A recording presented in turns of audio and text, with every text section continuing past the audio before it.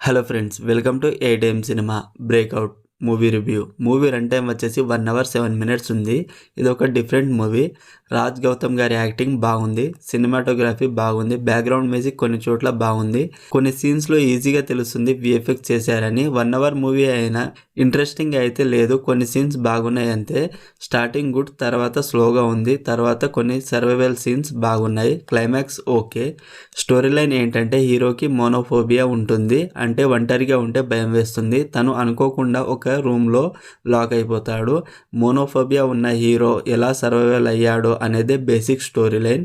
Movie అయితే ఇంకా ఇంట్రెస్టింగ్గా ఉంటే బాగుండేది, కొన్ని సీన్స్ బాగున్నాయి అంతే. 1 hour కాబట్టి చూస్తానంటే మీ ఇష్టం, నాకైతే నచ్చలేదు. Streaming on ETV win. మరిన్ని మూవీ రివ్యూల కోసం మన ఛానల్ని సబ్స్క్రైబ్ చేసి బెల్ ఐకాన్ ఆన్లో పెట్టుకోండి. Thank you.